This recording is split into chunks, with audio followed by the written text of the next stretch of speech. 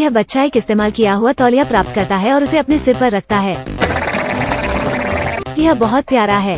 बेचारा बच्चा बर्फ के पहाड़ में बंद है।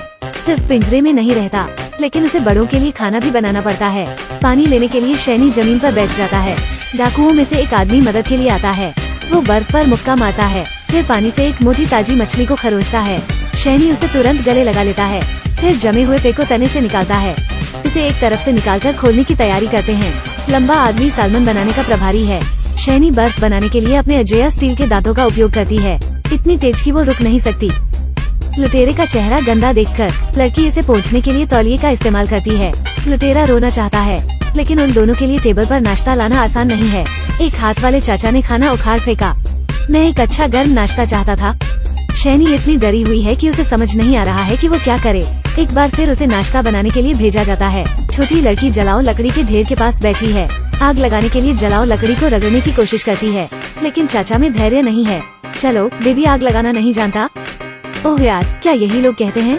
जल्दी खाने में सक्षम होने के लिए चाचा शैनी को आग जलाने की दवा देता है, लेकिन उसके हाथ में नीला धुआं देखता है। शैनी एक नए विचार के साथ आती है। लड़की धूम्रपान करने का बहाना बनाती है। उस नीली लौ को प्रज्वलित करने का अवसर लेती है जो बड़ी आग जलती है।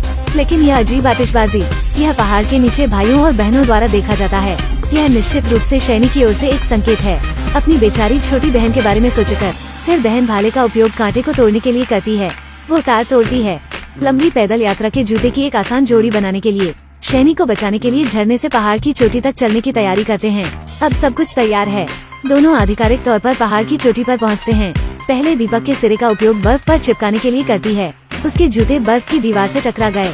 इस तरह कदम दर कदम छोटी बहन को पहाड़ की चोटी पर चढ़ने में कठिनाई होती है। अपनी बहन को दीवार से चिपका देख शैनी अपना सिर बगल की ओर कर लेती है। मुझे प्यास लगी है, मैं ताज़ा पानी पीना चाहती हूँ। यह बच्चा बहुत परेशान है, लेकिन लुटेरे को लड़की को देखने का आदेश दिया जाता है। लुटेरे की झिझक से वाकिफ हे मेरे कमजोर दिल, चोर पानी लेने जाता है। अवसर लेते हैं। बड़ी बहन ऊपर चढ़ने का अवसर लेती है और ताकत के साथ पिंजरे का दरवाजा सफलतापूर्वक खोलती है।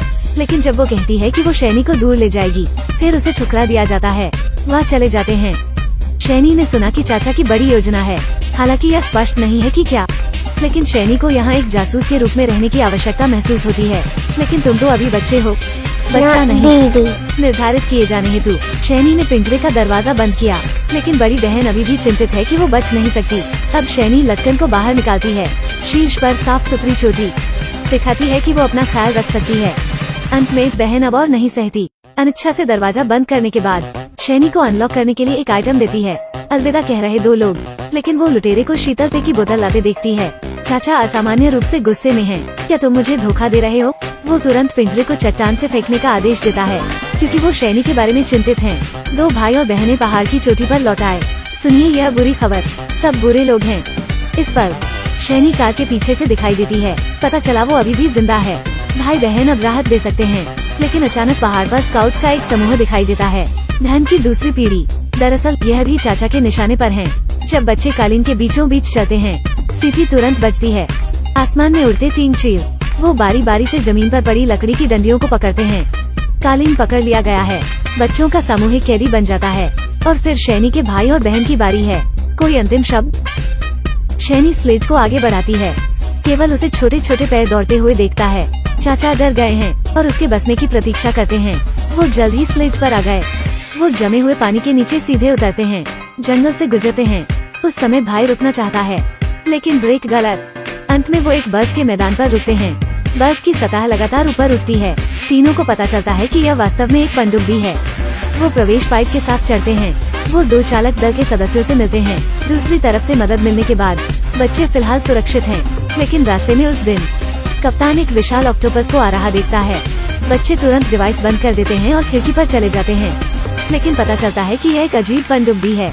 तंबू उनकी नाव के चारों ओर लपेटते हैं। फिर कोई धीरे से नीचे उतरता है। वो चाचा। ये ऐसा है संकीर्ण गली में याचिका करता।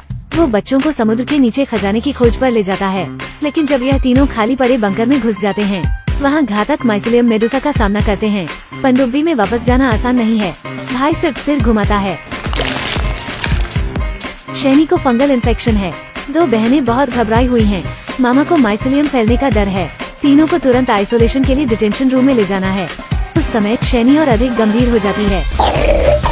वो बहनों की मदद की गुहार लगती है। चाचा ने बेरहमी से दरवाजा बंद कर दिया, फिर उन्हें पढ़ाने के लिए अपने माथत भेजता है।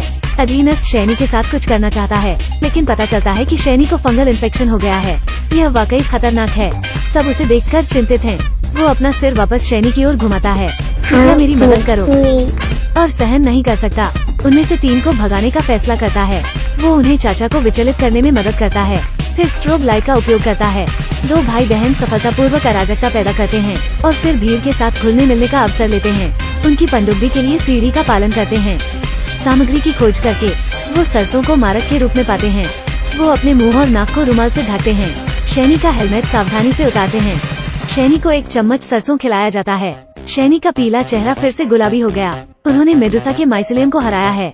तीनों ने एक दूसरे को कसकर गले लगाया, लेकिन उनके दुष्ट चाचा अभी भी मूर्ख है और भाग्य का सपना देख रहा है। मुझे नहीं पता कि वो भागे हुए बच्चों को ढूंढता है या नहीं। वो कैसा व्यवहार करेगा? शायद इस दुनिया में हमेशा द्वेष रहता है, लेकिन ईमानदारी तो होनी ही है। अच्छे लोग और बुरे लोग निरपेक्ष नहीं होते हैं। हर अनुभव एक विकास है। मैं एक सा हूँ। अलविदा।